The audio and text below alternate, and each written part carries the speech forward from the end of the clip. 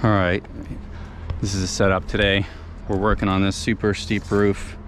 Just got done setting some staging to get up here. We're not done yet, but so this roof was just redone last fall at a local roofing company, and they have a bunch of water coming in after they've roofed it around the chimney.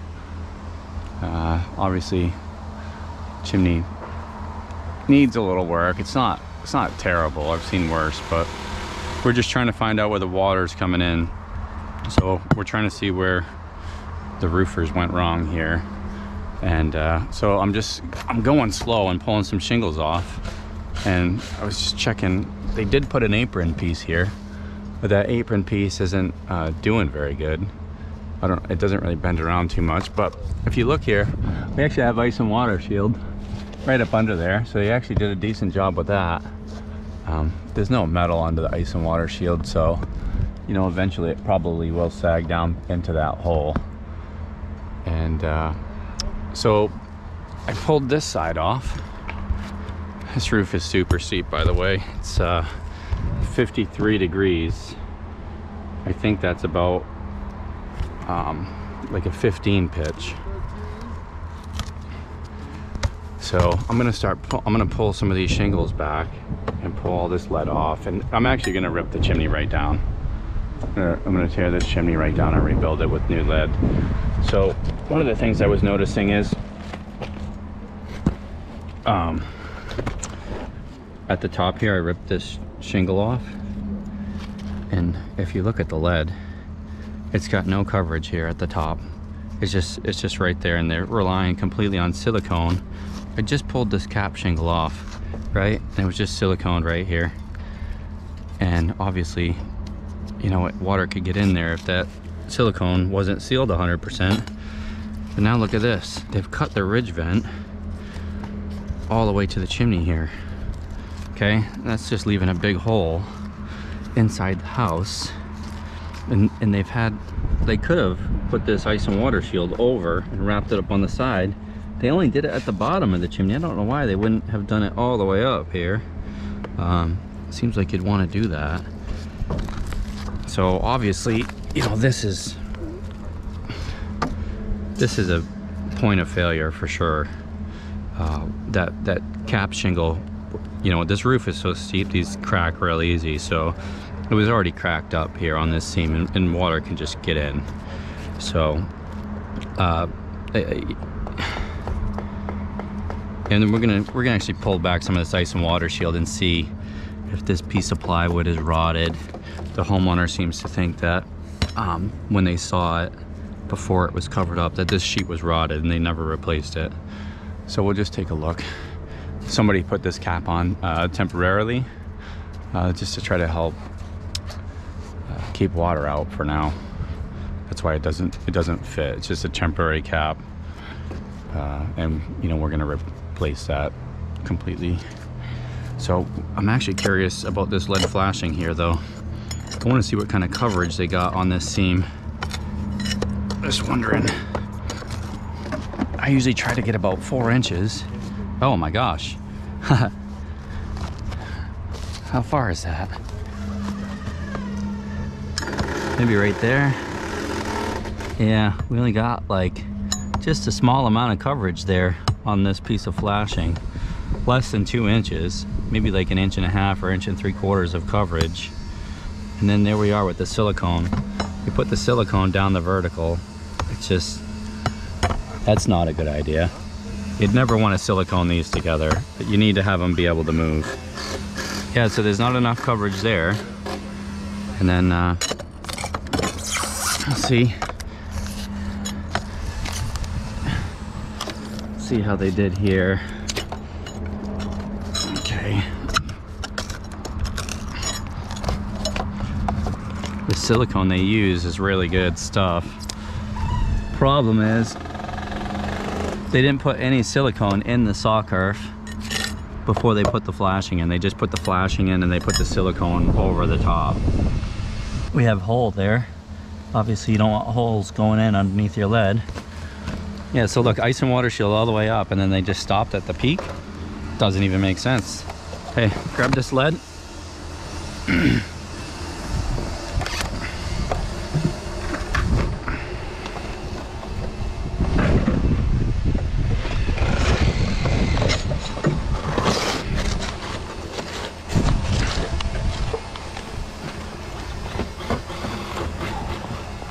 We're nailed down, yeah. Yeah. Okay. Let's pull this back. I actually did a decent job on that corner at the bottom there. I really messed it up at the top. Hold my bar.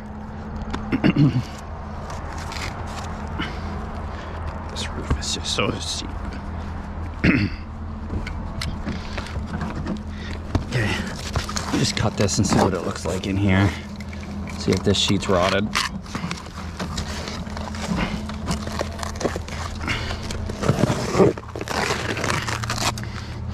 There you go. Let's have a look.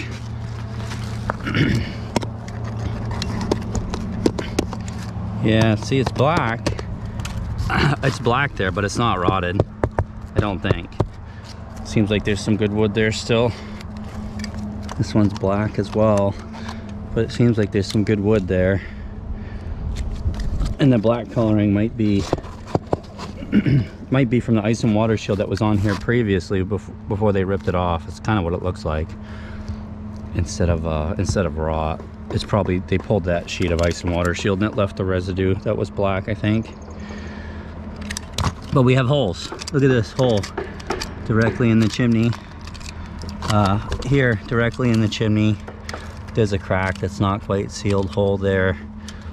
You know, these holes, they just let water in. So this chimney started leaking a lot worse after they did the roof.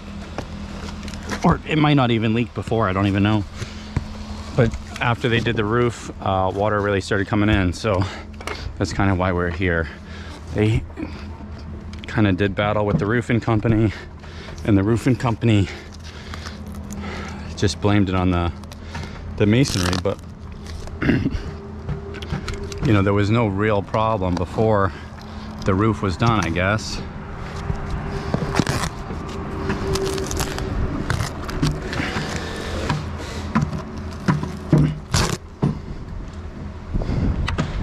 Pull this out.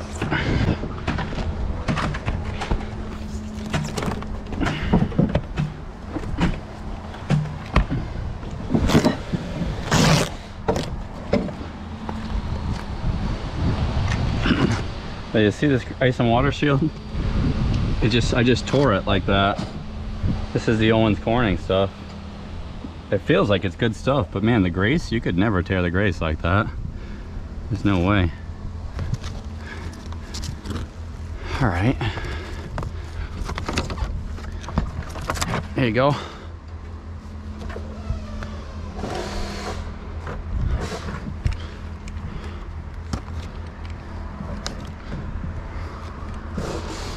Just gonna look at this sheet here.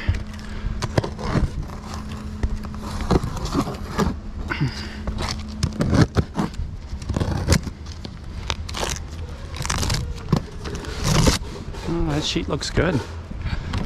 Looks good.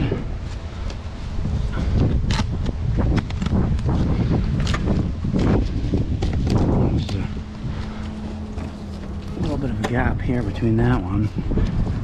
No nailer for this one. That's what's going on with that one. No nailer there. Shoot. Nice to have a nailer under there. You see that roofing bar?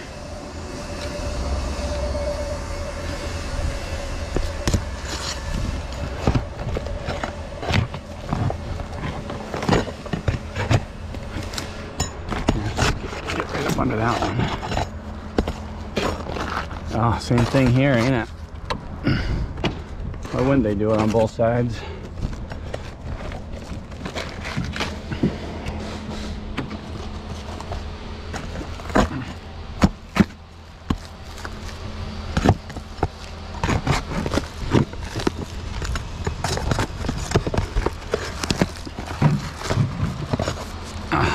I mean, when you have to rely on silicone to do your flashing job, you know it's not going to be good enough. Okay.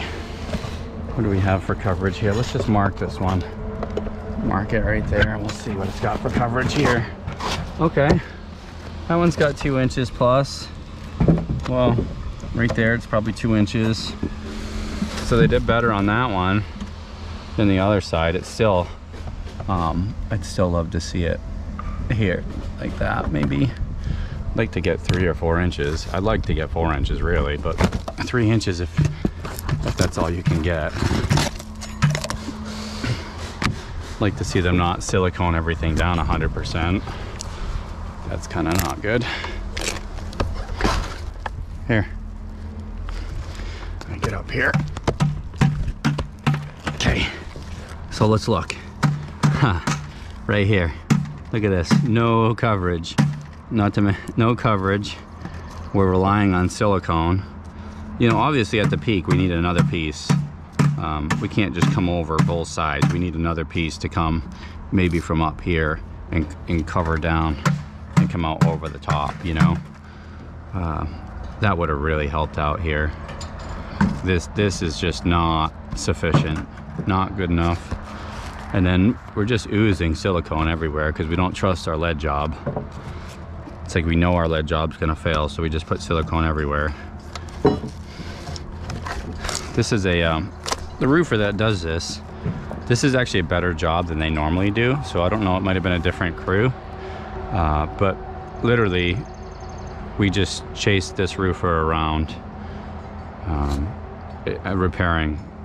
repairing everything they do, really, because it's just, they're trying to do all the lead work with the roof and they're just not educated on it. And they do stuff like this where they bring this all the way up and leave a big hole here for some crazy reason. Tuck it all in. We could have come right over the top. And you know, I think that they installed this ridge vent on here, right? But we have gable vents on the house, so I don't know why we'd put a ridge vent on if we have gable vents. Either side has a gable vent. And so my understanding is if we have gable vents that we don't want a ridge vent. So because, you know, you have a ridge vent, it would have soffit vent down there and it would vent up the rafters, but this way it vents across the house. So I don't know, maybe it doesn't hurt anything, maybe it's fine, but I don't know.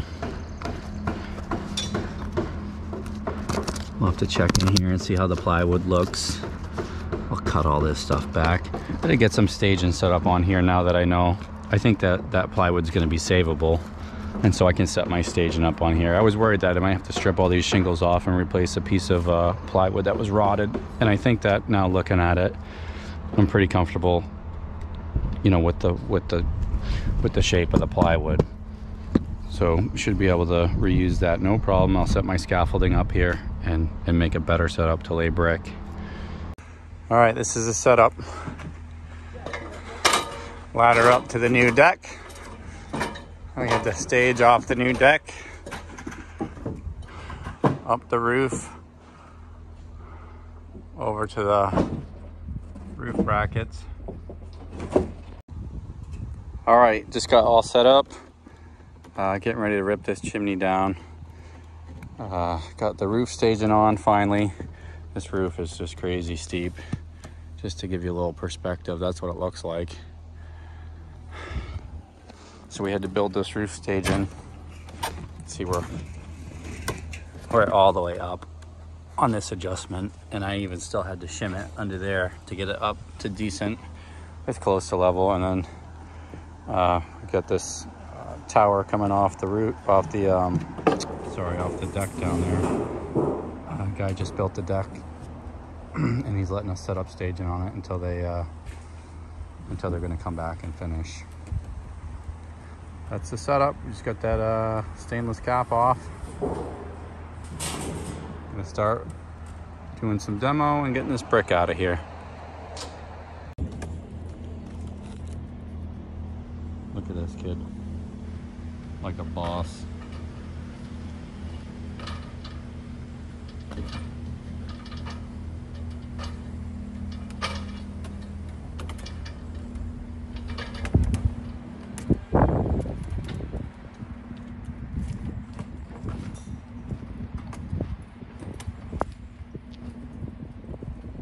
Oh, he's gonna go over the side too, huh? Look at him.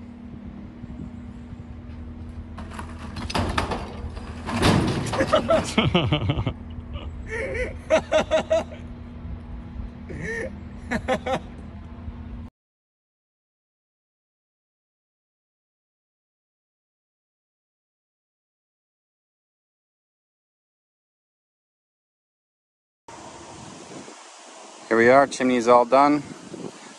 Got it all nice and flashed in. We got 4 inches of coverage on every piece.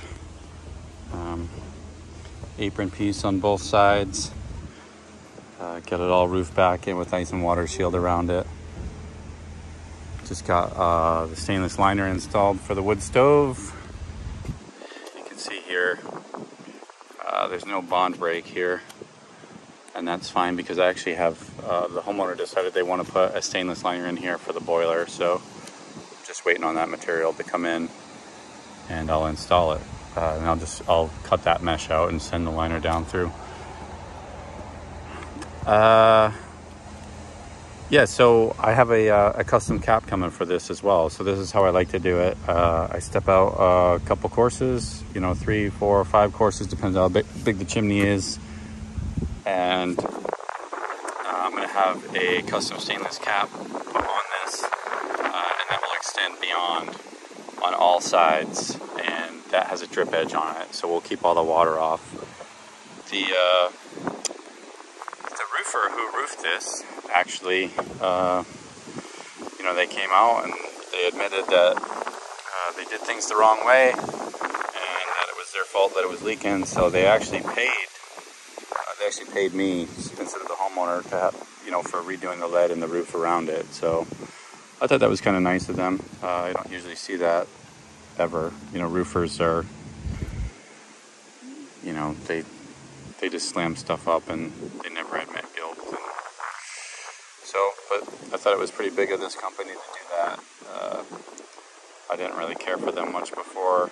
I still don't really care for them much, but at least they took care of this homeowner in that way.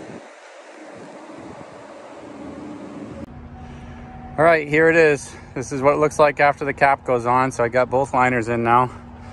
One for the boiler, one for the wood stove, all sealed up. Got the custom stainless cap on. Covers the entire chimney, extends beyond on all sides. Nothing left to do except for take the scaffolding down and get the heck out of here. That's it.